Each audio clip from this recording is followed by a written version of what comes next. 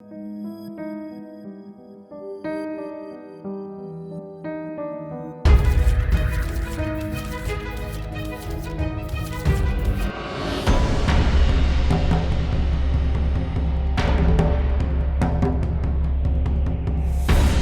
की फिजा में एक अजीब सी रौनक थी। मस्जिदों में अजान की सदाएं बुलंद थीं, गलियों में इफ्तार की खुशबू फैल रही थी और हर कोई रमजान के इस मुकद्दस महीने में इबादत में मशगूल था। लेकिन उसी शहर के एक कोने में, एक अंधेरे कमरे में, एक बूढ़ी मां अपनी किस्मत के सबसे काले मंजर का सामना कर रही थी। अम्मी, अब बस बहुत हो गया, आप इस घर में अब और नहीं रह सकती। यह चीख उसकी बहू की थी, जो आंखों में नफरत और लहजे में जहरीली तलखी लिए खड़ी थी। बूढ़ी मां फर्श पर बैठी थी, कांपते हुए हाथों से अपनी बहू का दामन पकड़ने की कोशिश कर रही थी। उसकी आंखों में आंसू थे और लहजा गिड़गिड़ाने वाला था। बेटा, यह रमजान का महीना है, अल्लाह के वास्ते मुझे मत निकालो, मैं कहां जाऊंगी। लेकिन उसकी बहू के चेहरे पर रहम नाम की कोई चीज नहीं थी। उसने मां का हाथ झटक दिया और गुस्से में चिल्लाई, मुझे नहीं पता, लेकिन तुम अब इस घर में एक लम्हा भी नहीं रुक सकती। तभी दरवाजे पर किसी के कदमों की आहट हुई। यह उसका बेटा था, वही बेटा जिसे उसने अपनी गोद में खिलाया, जिसके लिए रातों को जागकर दुआएं मांगी और जिसके हर दर्द को अपने दिल पर महसूस किया था। लेकिन आज वही बेटा अपनी बीवी के साथ खड़ा था। बेटा, तेरा क्या ख्याल है? मां की डूबी हुई आवाज निकली।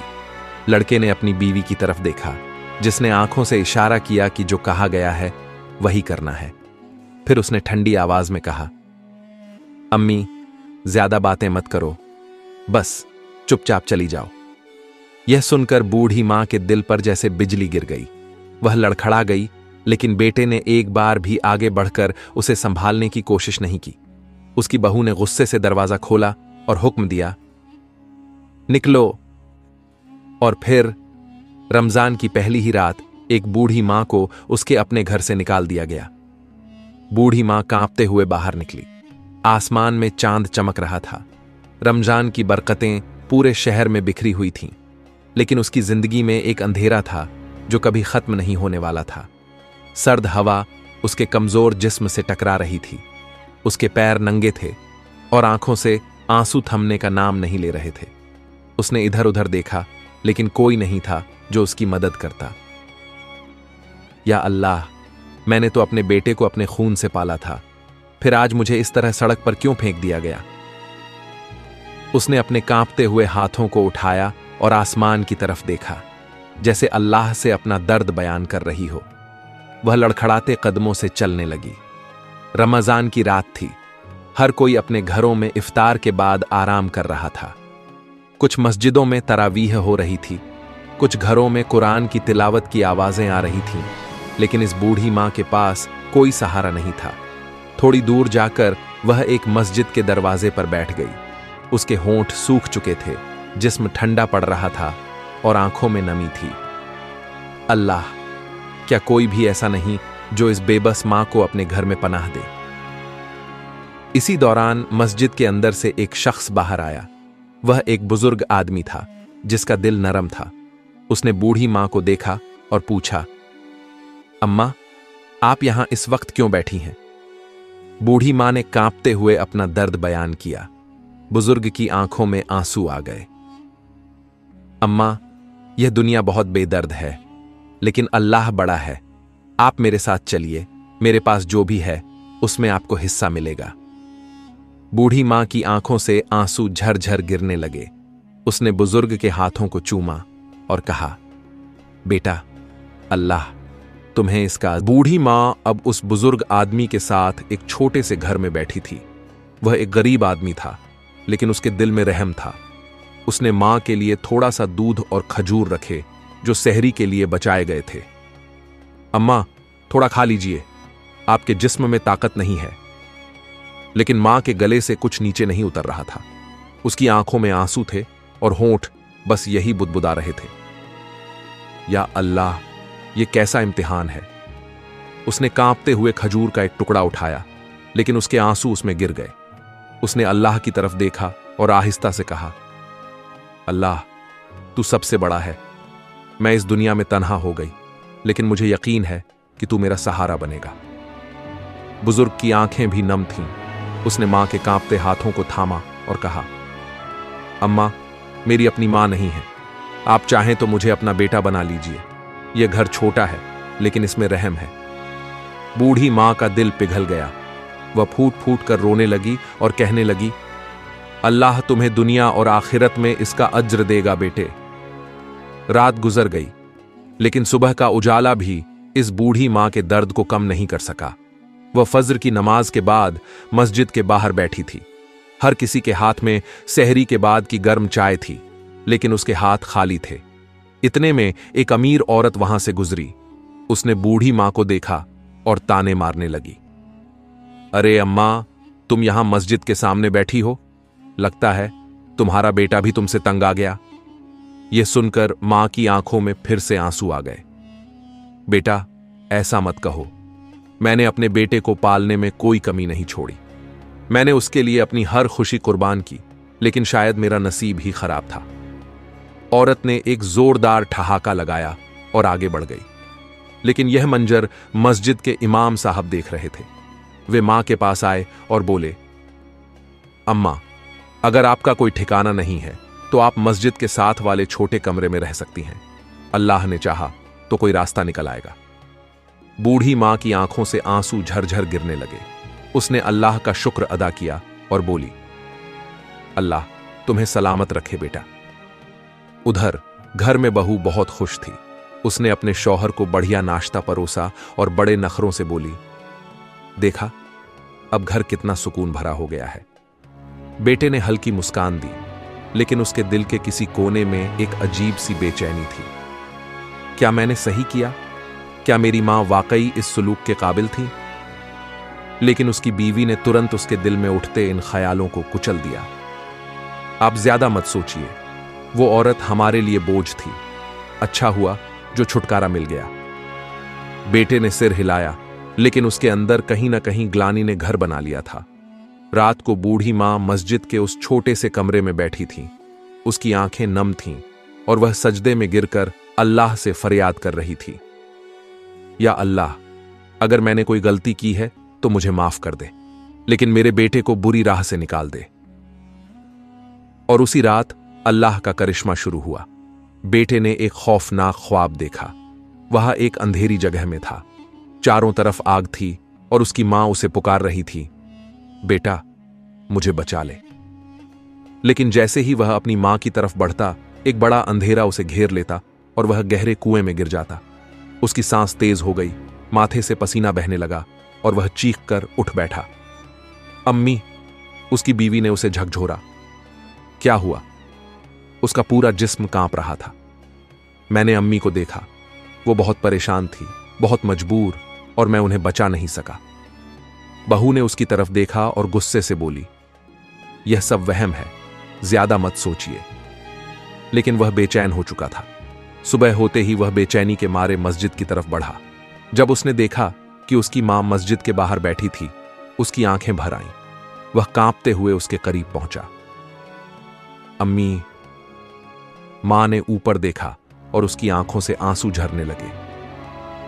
बेटा, बेटा, उसके पैरों में गिर गया। अम्मी, मुझे माफ कर दो, मैंने बहुत बड़ी गलती की। मां के दिल में तो पहले ही उसके लिए रहम था। उसने अपने कांपते हाथों से बेटे का सिर सहलाया और बोली, बेटा, मैं तुझे माफ कर चुकी, लेकिन अल्लाह से भी माफी मांग, क्योंकि मां की बद्दुआ कभी खाली नहीं जाती। लेकिन तभी पीछे से एक कड़कती आवाज आई, बस बहुत हो गया, इस औरत को अब हमारे घर वापस नहीं जाना। यह बहू थी। उसकी आंखों में गुस्सा था और वह सास को फिर से धक्के देकर दूर करने आई थी। लेकिन बेटा कांपती आवाज में बोला, फरजाना, कम से कम मेरी मां से इस तरह मत बात करो। लेकिन बहू का गुस्सा और बढ़ गया। उसने बेटे का हाथ पकड़कर घसीटा और बोली, या तो इस बुढ़िया को हमेशा के लिए छोड़ दो या फिर हमारे घर से निकल जाओ। बेटा सन्न रह गया। उसने अपनी मां की तरफ देखा, फिर अपनी बीवी की तरफ। फरजाना, ये क्या कह रही हो? मेरी अम्मी को घर से निकाल दोगी? फरजाना ताने मारने लगी। तुमने फैसला कर लिया या फिर मैं खुद ही घर छोड़ दूं? बेटा दिमागी उलझन में था। एक तरफ उसकी मां थी जिसने उसे पाल पोस कर बड़ा किया था, दूसरी तरफ उसकी बीवी थी जिसे वह बेइंतहा चाहता था। उसने अपना सिर झुका लिया और धीरे से कहा, अम्मी, आप समझ रही हैं ना? मां की आंखों से आंसू बह निकले। वह धीरे से बोली, बेटा, मैं समझ रही हूं। और फिर वह कांपते हुए वहां से उठी और मस्जिद के दरवाजे की तरफ बढ़ गई। बेटे ने पीछे मुड़कर देखा, लेकिन फिर भी उसने अपनी मां को रोका नहीं। रात को बूढ़ी मां मस्जिद के छोटे से कमरे में बैठी थी। उसकी आंखों से आंसू बह रहे थे और वह सजदे में गिरी हुई थी। या अल्लाह, मेरे बेटे की आंखें खोल दे, उसे हिदायत दे, उसे गुनाहों से बचा ले। मस्जिद के इमाम साहब ने उसे देखा और कहा, अम्मा, सब्र करो, अल्लाह हर चीज देख रहा है। लेकिन बूढ़ी मां की आंखों में सिर्फ दर्द था। उसी रात बेटे ने फिर से एक खौफनाक ख्वाब देखा। वह एक सुनसान रेगिस्तान में था, चारों तरफ अंधेरा था। अचानक उसने अपनी मां को देखा। वह एक तंग गली में बैठी थी, कांप रही थी। बेटा, मुझे बचा ले। वह दौड़कर मां के पास पहुंचा, लेकिन तभी जमीन फट गई और वह नीचे गिरने लगा। उसने जोर से चीख मारी और अचानक उसकी आंखें खुल गईं। उसका पूरा जिस्म पसीने में डूबा हुआ था। उसकी बीवी उठी और झुंझलाकर बोली, फिर वही ख्वाब? क्या अब भी इस बुढ़िया की यादें तुम्हें सता रही हैं? लेकिन इस बार बेटे ने कुछ नहीं कहा। अगले दिन मस्जिद में पूरे शहर के लोग इकट्ठा थे। वे इमाम साहब से कुछ मसले पर बात कर रहे थे। तभी फरजाना वहां आ गई। उसने सबके सामने जोर से कहा, इमाम साहब, यह बुढ़िया अब मस्जिद में भीख मांग रही है। यह हमारा खानदानी नाम खराब कर रही है। सब लोग हैरान रह गए। इमाम साहब ने गुस्से से कहा, खुदा का खौफ करो औरत, यह तुम्हारी मां जैसी है। अगर तुम इसकी इज्जत नहीं कर सकती तो कम से कम इसकी बेइज्जती मत करो। लेकिन फरजाना ने जहर भरी हंसी हंस दी। मुझे फर्क नहीं पड़ता, मैं इसे यहां से भी भगा दूंगी। यह कहकर उसने बूढ़ी मां का हाथ पकड़ा और उसे घसीटते हुए मस्जिद के बाहर फेंक दिया। पूरे शहर के लोग हैरान रह गए। मां गिर गई। उसके घुटनों से खून निकल रहा था, लेकिन उसने कुछ नहीं कहा। बस आसमान की तरफ देखा और कांपते हुए कहा, या अल्लाह, अब तू ही इंसाफ कर। रात को फरजाना बहुत खुश थी। अब वो बुढ़िया हमेशा के लिए चली गई। लेकिन जैसे ही उसने खाने का पहला निवाला मुंह में डाला, अचानक उसके हाथ कांपने लगे। उसकी आंखों के सामने अंधेरा छा गया। उसने घबराकर अपने शौहर का हाथ पकड़ा और चीख पड़ी, मुझे कुछ हो रहा है, मुझे कुछ दिख नहीं रहा। बेटा घबरा गया। फरजाना, क्या हुआ तुम्हें? लेकिन तब तक वह जमीन पर गिर पड़ी। वह जोर जोर से चीखने लगी, मुझे बचाओ, मुझे माफ कर दो। जब उसे हकीम के पास ले जाया गया तो उसने कहा, इस औरत पर किसी की बद्दुआ लगी है, इसकी आंखों की रोशनी जा रही है। बेटा सदमे में आ गया। क्या मतलब? हकीम ने गहरी सांस ली और कहा, किसी ने बहुत रो रो कर अल्लाह से फरियाद की है। इस औरत का बुरा वक्त शुरू हो गया है। बेटे की आंखें चौड़ी हो गईं। क्या अम्मी की बद्दुआ लग गई? बेटे की आंखों में नींद नहीं थी। फरजाना बेहोश पड़ी थी और वह उसके सिरहाने बैठा था। उसके दिल में अजीब सा खौफ था। उसे अपनी मां की वो रोती हुई सूरत याद आ रही थी जब वह घर से निकल रही थी। या अल्लाह, मैंने क्या कर दिया? उसके दिल की धड़कन तेज हो गई। उसने धीरे से फरजाना का हाथ पकड़कर कहा, फरजाना, उठो, देखो तुम ठीक हो जाओगी, लेकिन हमें अम्मी से माफी मांगनी होगी। फरजाना ने हल्की आवाज में कहा, अब कोई फायदा नहीं, मुझे अंधेरा ही दिख रहा है। बेटे की आंखों से आंसू निकल आए। अल्लाह, मुझे माफ कर दे, मुझसे बहुत बड़ी गलती हो गई। अगली सुबह बेटे ने फैसला किया कि वह अपनी मां को ढूंढेगा और उनसे माफी मांगेगा। वह भागता हुआ मस्जिद की तरफ गया। अम्मी, अम्मी कहां हैं? इमाम साहब ने उसकी तरफ गुस्से से देखा। अब तुम्हें अपनी मां याद आई? बेटे ने रोते हुए कहा, मुझे अपनी गलती का एहसास हो गया है, मुझे अपनी मां से मिलना है। इमाम साहब ने ठंडी सांस ली और इशारा किया, तुम्हारी मां इस वक्त बहुत बीमार हैं, शायद अब ज्यादा देर ना हो। बेटा कांप गया। क्या क्या मतलब?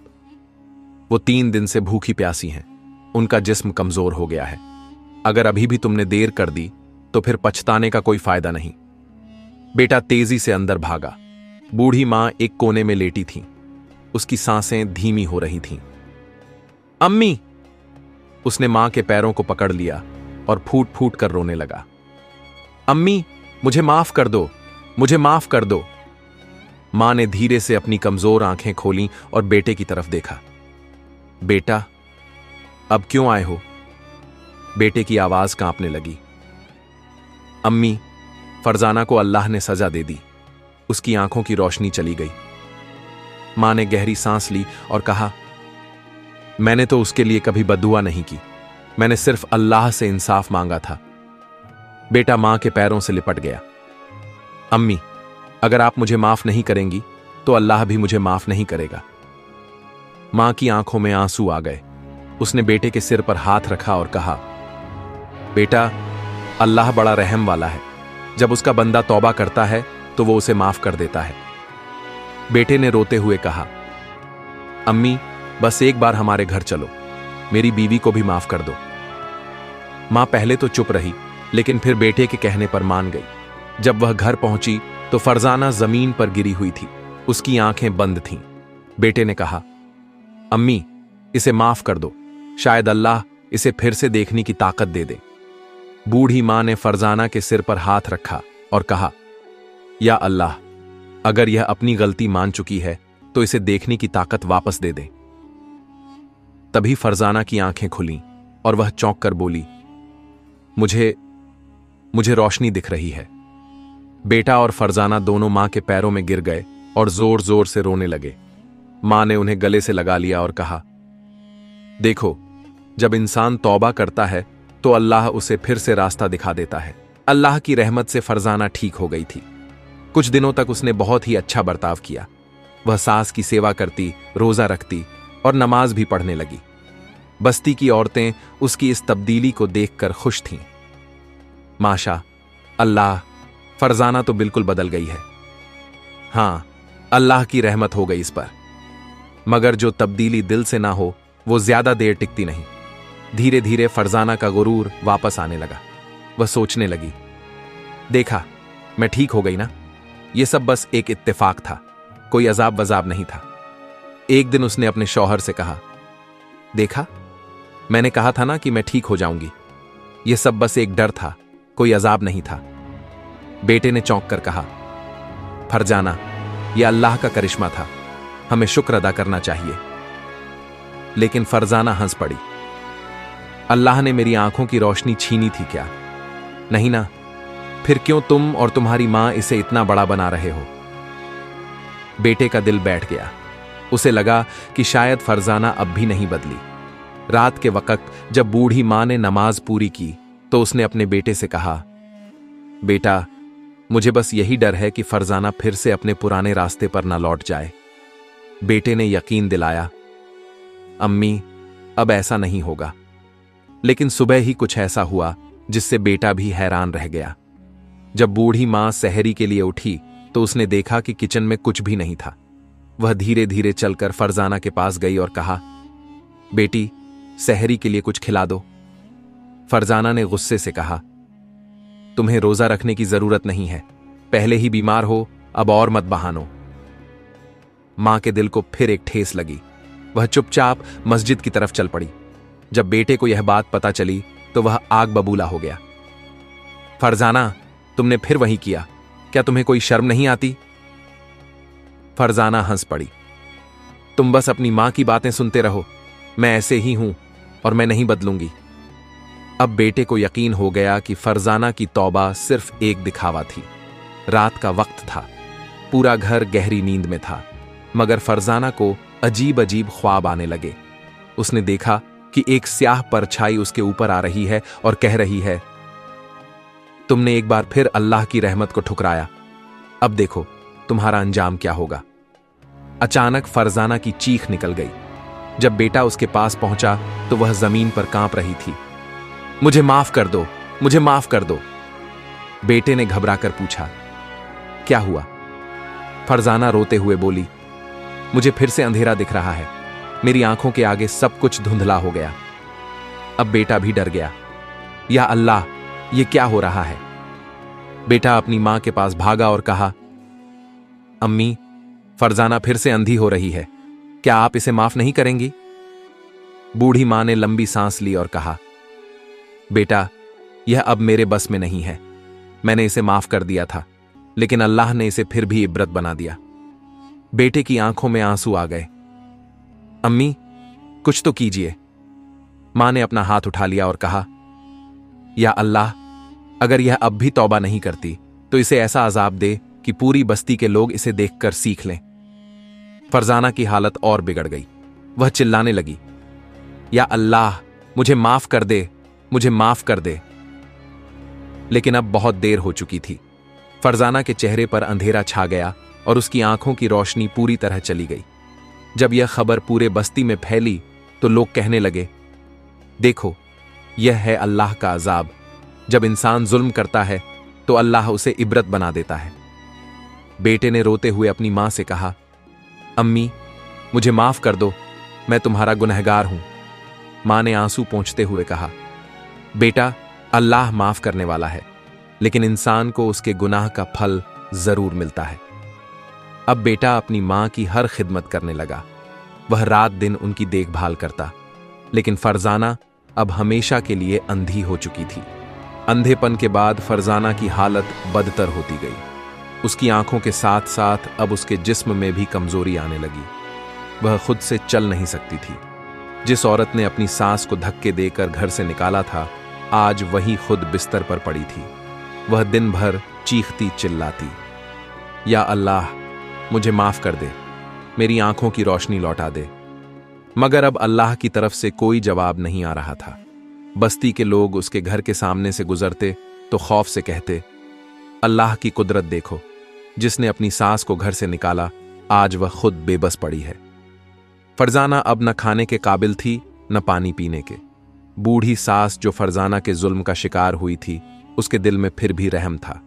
वह अपने बेटे से कहने लगी, बेटा, फरजाना को माफ कर दो, इसके लिए खाना पानी रख दो, हो सकता है अल्लाह इसे राह दिखा दे। बेटा मां की बात सुनकर रो पड़ा।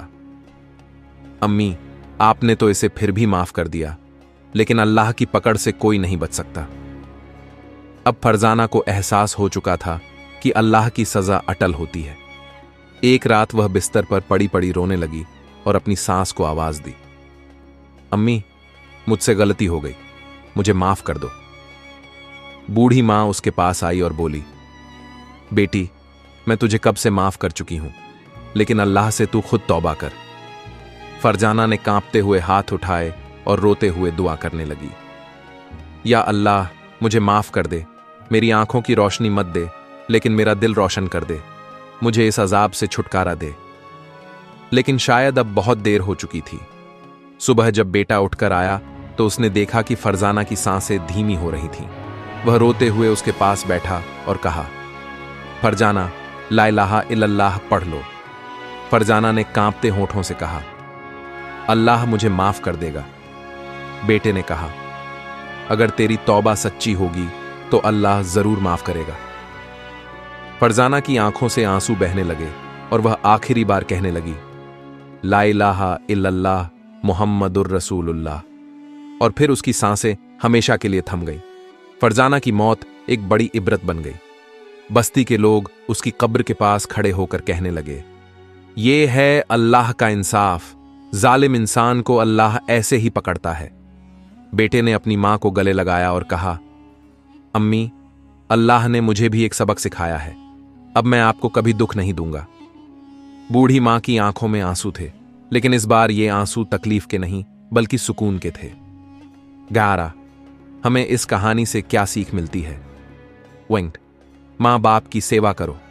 जो अपनी मां बाप की बेइज्जती करता है, अल्लाह उसकी दुनिया और आखिरत दोनों खराब कर देता है। 2 गुरूर और घमंड मत करो। इंसान जितना भी बड़ा बन जाए, वह अल्लाह के आगे कुछ नहीं है। घमंड इंसान को हमेशा बर्बाद करता है।